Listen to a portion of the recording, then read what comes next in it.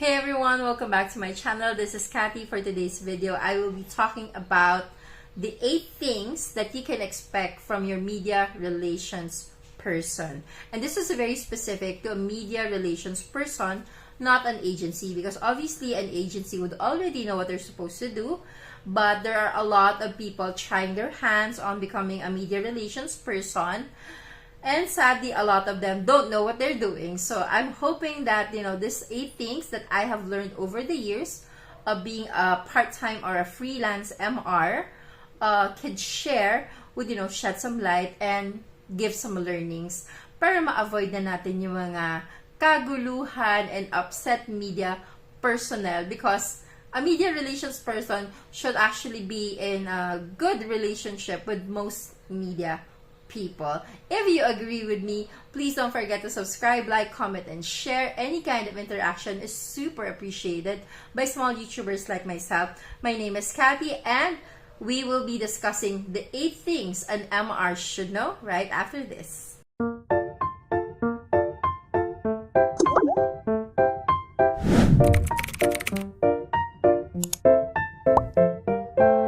Hi again. So we are back again. My name is Kathy, and on this channel we do a lot of unboxings, reviews, first impressions.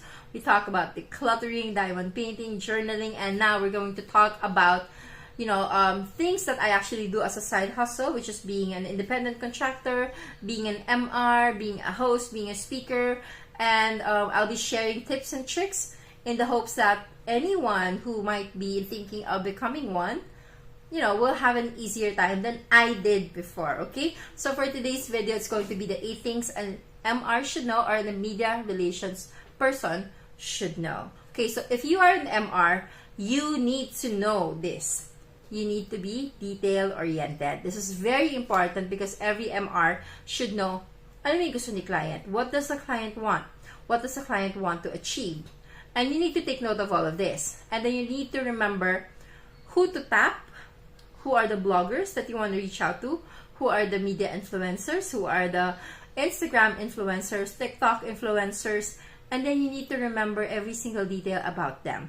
Why? Because you don't want to say, hey, how are you? Single pa rin ba? Yung pala, newly divorced na siya, or newly annulled, or naghiwalay. It's just not gonna come off right. And I know this because it's hard for me to remember people, remember names. So I've had to learn this really with so much effort. I had to learn, or if you're not sure, then just take the cue from the other person. But you need to remember details about each person. And you need to remember who is in a fight with whom, so you don't put the 2 of them together side by side in an event, which I've done in the past, and it did not go well. The next thing that you need to remember is the whole planning on coordination. You need to remember, when is the event? Have the invitations been sent out? What's the color scheme? Is there a color coding required na isuot ng attendees? Baka mamaya everyone's supposed to be white, may dumating ka naka all black. That would be a disaster. So make sure everything is coordinated. Make sure everything that needs to be planned is planned. Write it down. I-Google Keep mo, Asana, Monday.com, Bitrix, whatever works for you. For me, what works for me is still this. This is my trusty happy planner, which I got from the Crafters Marketplace. Don't worry, I will link them down below. I'm still very old school. I like writing down things, but I do have a digital version, which I keep on my Google Keep. For those who don't know what that is, it's like an online post-it note, tick box, and just everywhere where I put my notes. Okay, so it's keep.google.com. It is my Google. It is free, and if you have it on your phone, you can sync it to your laptop, to your tablet. It is amazing. I have been using it for 5 years, absolutely free, and it has saved my life so many times. If you are also an MR, you need to remember to coordinate with the social media team. You need to coordinate with copywriters because you need to have a press release. What is the point of having an event if there's no press release? Alam nga namang you expect like the newspapers to write their own versions of everything, tapos there's no guide, diba?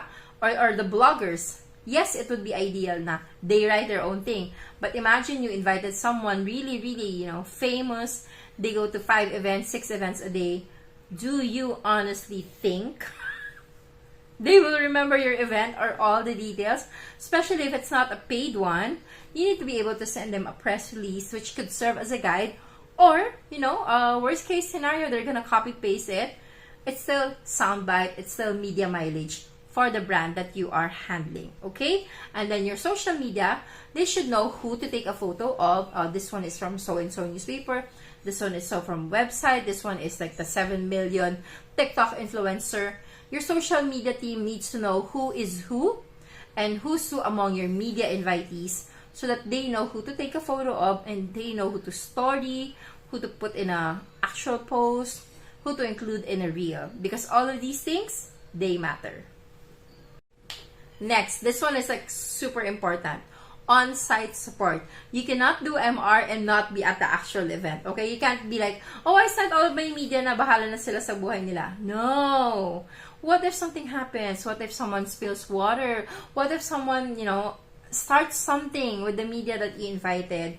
You need to be there because you need to manage everything.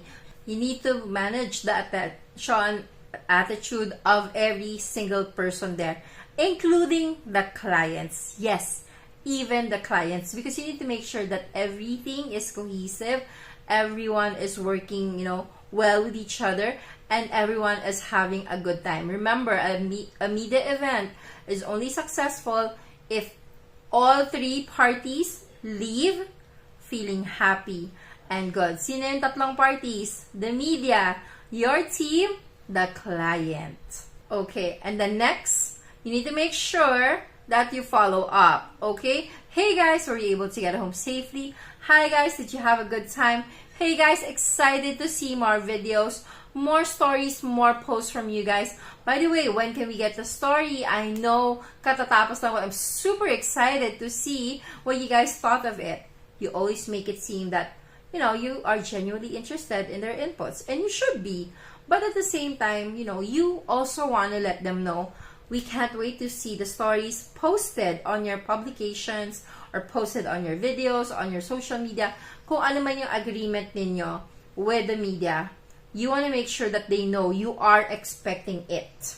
But you cannot impose unless bayad. Then if they're paid and you have a certain time agreement, they need to adhere to that, and you also need to adhere to that. Okay, and the second to the last one, reporting. You need to make sure your media relations person is updating you, okay? Hindi naman kailangan every single day mag-update, but at the very least, updates you. Hi, we're still missing from so-and-so. I followed up. Hi, this person already posted. Here's the link. Hi, they actually did the hashtags wrong. We're checking on it already. We're asking them to, correct that mistake. Hi, this is what we're doing. Importante yung FYI. Importante yung you are being updated, because the reason that the MR exists is to make your life, a lot better. And if that's not happening, then that's going to be a problem, diba? And then the last one, evaluation. Sometimes some brands don't do this with the MR. They do this with the in-house marketing or with the agency. But if ever, you should also be ready just to give an evaluation. I think we actually did really well with this. So-and-so was like this. Just give your insights and your inputs as professionally as possible. Because sometimes things just don't go well, and you would have media na may attitude, you would have celebrities na may attitude, there could something just wrong with the event, so everything needs to be provided feedback in a constructive manner, and that is part of your relationship, that is part of your job as a media relations person. Do you have to like everyone? Of course not. Do you have to be professional to everyone? Definitely. Paano kapag may bastos? Hindi porket binastos ka, babastusin mo na rin. Because this is a job. Unless, of course, they do physical harm, ibang usapan na yon. So, I hope that this helped you guys out. Again, my name is Kathy, and if you like this video, please give it a thumbs up. I'll see you guys on the next one. Bye!